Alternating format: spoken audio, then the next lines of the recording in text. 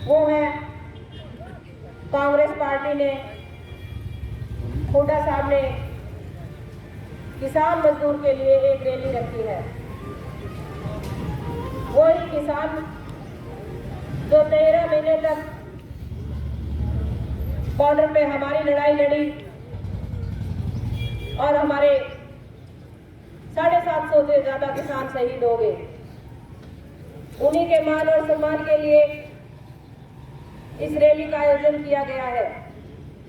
तो मेरी सभी ग्रामवासियों से हाथ जोड़ के विनती है कि इस रैली में आप ज्यादा से ज्यादा संख्या में पहुंचकर जो हमारे किसान भाई शहीद हुए थे उनको श्रद्धांजलि देने का काम करें। आप सभी को पता है कि बीजेपी सरकार को आए 9 साल से ज्यादा का समय हो गया है। इस सरकार ने ऐसा कोई वर्ग नहीं छोड़ा जिसको इसके खिलाफ धरनों में ना बैठना हुआ हो।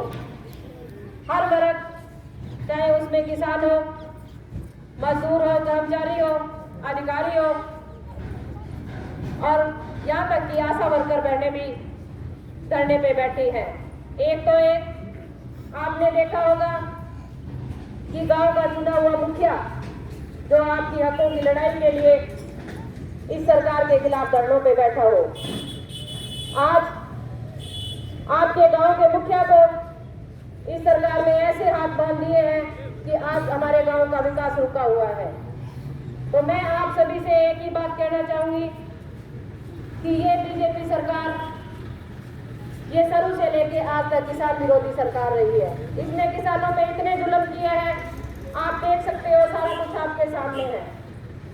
2014 से पहले हमारे किसान भाई थे, आम नागरिक था, उसको धरनों पे नहीं बैठना पड़ा था क्योंकि जो कांग्रेस सरकार थी उसके अंदर हर वर्ग खुशहाल था। आज आप देख रहे हो कि 2014 से पहले आपने देखा होगा कि हमारे किसानों को फसलों के रेट जायज मिलते थे और आज आप देख रहे हो इस सरकार ने इतने जुल्म किए हैं। एक तो एक आज किसान जब जुताई के लिए खाद बीज लेने के लिए जाता है तो उसको 2-2 घंटा लाइन में लग के और अपनी जो खाद है वो इकट्ठा करने का वो किसान, मैं इस सरकार से पूछना चाहती हूँ कि वो किसान जो आपका पेट भरता है आज 2-2 घंटा वो लाइन में लग के खाद बीज वो जुटाने का काम कर रहा है। तो मैं इस बीजेपी सरकार को कहना चाहूंगी कि ये किसान वो है जिस दिन इसने जोतना बंद कर दिया तो आपकी जो ये इतने बड़े पेट हो रहे हैं वो अंदर चले जाएंगे। और एक और बात कहना चाहूंगी कि आज किसान इस सरकार के अंदर खुशहाल नहीं है, इनका पेट किसान भरता है और इन्हीं किसानों के पुत्र आज हमारे देश की रक्षा करते हैं। क्योंकि आपने देखा हुआ होगा कि किसान का पुत्र ही हमारी देश की रखवाली कर रहा है। तो मैं आपको एक बात और बताना चाहूंगी कि इस बीजेपी सरकार ने 50% आरक्षण महिलाओं को दिया था, उसके बाद में महिलाएं सरपंच बनी और सरपंच बनने के बाद में जब हकों पे बात आई, जब आगे बढ़ी तो इस सरकार ने उन पे भी लाठियां बांधने का काम किया था। एक और चीज आपके सामने है कि जिस देश में 2014 से पहले हमारे खिलाड़ियों के उदाहरण दिए जाते थे, पर आज आप देख रहे हो कि गोल्ड मेडलिस्ट बेटियों को किस हिसाब से इस सरकार ने सड़कों पे घसीटा है बाल पकड़ के। मैं तो आपको यही कहना चाहूंगी कि जो सरकार बहन बेटियों की नहीं हो सकती वो किसान की तो क्या होगी।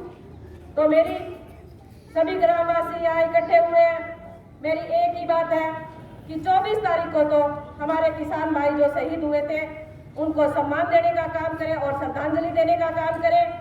क्योंकि जब हम इकट्ठे होके एक्टिव होके और उन किसानों को श्रद्धांजलि देंगे तो हमारी एकजुटता एक मिसाल पन्नों पे लिखा जाएगा कि हमारे जो किसान भाई शहीद हुए थे उनको हमने मान और सम्मान देने का काम किया।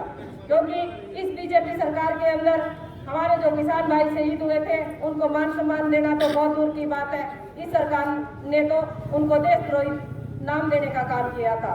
तो मेरी सभी से हाथ जोड़ के विनती है कि आपको ज़्यादा से ज़्यादा संख्या में 24 की रैली में आपको पहुंचना है और जो हमारे किसान भाई शहीद हुए थे उनको श्रद्धांजलि देनी है।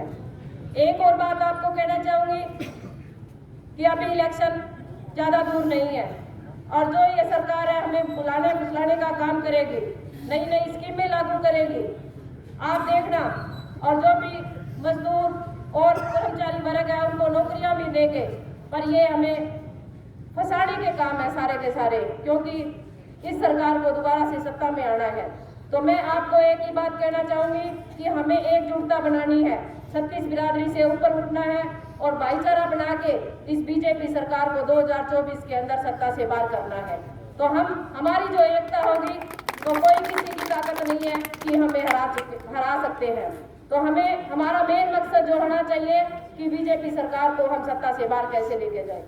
तो मैं तो आपको